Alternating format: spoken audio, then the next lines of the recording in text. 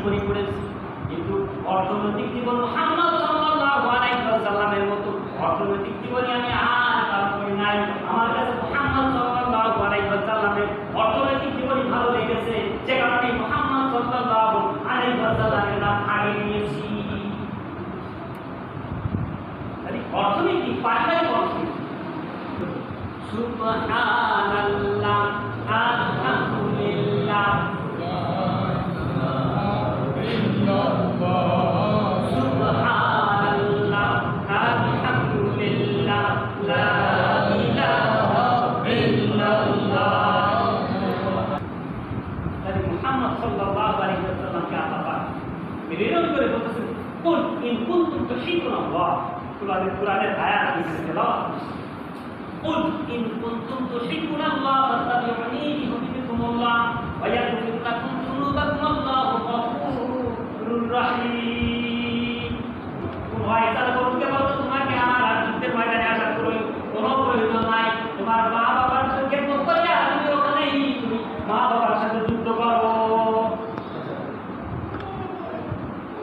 মহাব্বত কি জিনিস?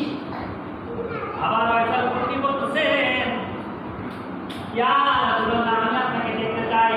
ওয়াইসাল করতে বলতে, তোমার আমাকে দেখা লাগবে না, তুমি না দেখেও তুমি আমাকে যেন মহব্বত করে, এই মহব্বত তুমি বেশি বেশি করে রাখ। আমাকে মহব্বত করো, তোমাকে দেখার মতো তুমি এত দূর গরিব মানুষ। আবার আলীকে প্রশ্ন করছেন, ইয়া আলী, আলী আসাদুল্লাহ, ও আলী আসাদুল্লাহ, আলী আসাদুল্লাহ, তোমরা তো হুজুর পাক সাল্লাল্লাহু আলাইহি ওয়াসাল্লামকে বেশি মহব্বত করো, তোমরা তো হুজুর পাক সাল্লাল্লাহু আলাইহি ওয়াসাল্লামকে বেশি মহব্বত করো। হুজুরের ময়দানে হুজুর পাক সাল্লাল্লাহু আলাইহি ওয়াসাল্লাম দান মুবারক শরীফ করেছিলেন, তোমরা কি দান মুবারক শরীফ করেছো? আজকে যখন বলছে আমি ব্যাখ্যা করছি, তুমি নামাজের সময় কেরাম খেলো, আরো খেলো তারা, তুমি নামাজের সময় কেরাম খেলো, আরো খেলো তারা, টেলিভিশনটা সুপাইন আর কত দেখিবা।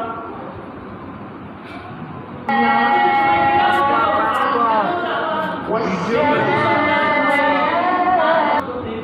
তুমি আর কত দেখিবা। অন্তত 5 ওয়াক্ত নামাজ পড়লে তুমি মুক্তি পাবে। শ্রেষ্ঠ আমল, যে আমলের কথা আল্লাহ রাসূল বলেছেন, এই আমলটা যদি আমার উম্মত করে 5 ওয়াক্ত নামাজ, 5 ওয়াক্ত নামাজ,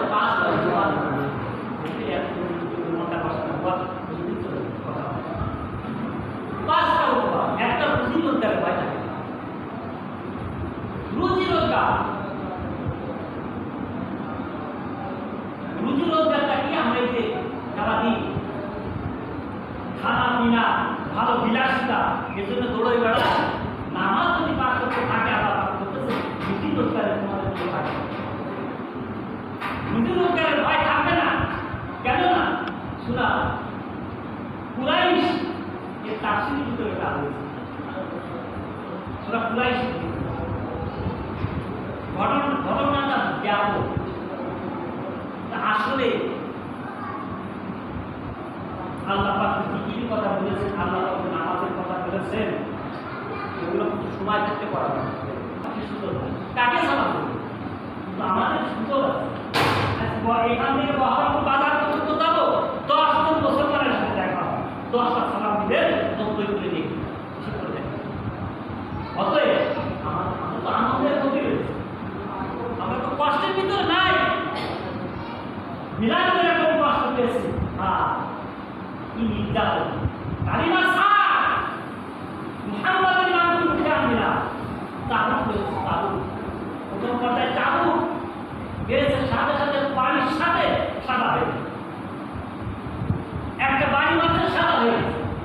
চাবুক চামড়া চাবুক চামড়া জবাই করার পরে কেটে কাপড় দিয়ে কেটে কেটে খবির বানাইছে। খবির কেমন বানায়?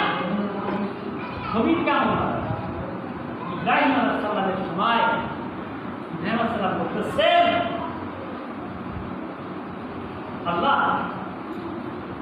মানুষকে যে তুমি মারো বা মানুষকে বানাও, মানুষকে সৃষ্টি করো, আমাকে কি দেখাইতে পারো? কোরআনের আয়াত রয়েছে, বলতেছেন তুমি তো মৃত্যু থেকে জীবিত বানাও, তুমি আমাকে দেখাইতে পারো? আল্লাহ বলতেছে তোমার কি বিশ্বাস হয় না? অবশ্যই হয়, কিন্তু মনের প্রশান্তির জন্য আয়াত সুরা বাকারা 159 নম্বর আয়াত। এই বটগাছে মুসা আলাইহিস সালাম হেলান দিয়ে বসে গেছে, আর আমি ঈসা আলাইহিস সালাম এই বটগাছে হেলান দিয়ে বসলাম। আর এই বটগাছে রাসূল পাক সাল্লাল্লাহু আলাইহি ওয়াসাল্লাম আখির জামানার নবী মুহাম্মদ মুস্তাফা সাল্লাল্লাহু আলাইহি ওয়াসাল্লাম হেলান দিয়ে বসে ওয়াসিফ করা হয়। ঈসা আলাইহিস সালাম ওয়াজ করতেছেন যে এই বটগাছে হযরত মুসা আলাইহিস সালাম বসে গেছেন এবং তিনি ওয়াজ করেছেন। আর আমি ওয়াজ করে গেলাম, আমি ঈসা আলাইহিস সালাম আমাদের মধ্যে রাসূল, আমি তোমাদের মধ্যে রাসূল, আমি তাওরাত কিতাবের সমর্থক, আর আখির জামানার নবী মুহাম্মদ সাল্লাল্লাহু আলাইহি ওয়াসাল্লাম তিনি যে দুনিয়ায় আসবেন তার সুসংবাদদাতা। মুসা আলাইহিস সালাম এই বটগাছে হেলান দিয়ে বসে গেছেন, আমি ঈসা আলাইহিস সালাম এই বটগাছে হেলান দিয়ে বসলাম, আর মুহাম্মদ সাল্লাল্লাহু আলাইহি ওয়াসাল্লাম এই বটগাছে হেলান দিয়ে বসে এই ওয়াজ করেছে। হিন্দি শরীফে এটা আছে, কুরআনেও জীবন তুমি পরম গঠন, মরিলে হাসিবে তুমি কাঁদিবে ভাবে, এমন জীবন তুমি পরম গঠন, মরিলে হাসিবে তুমি কাঁদিবে। ভুবন কাঁদতে কেন?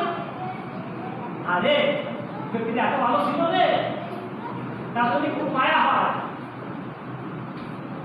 কাঁদে। মুমিন বা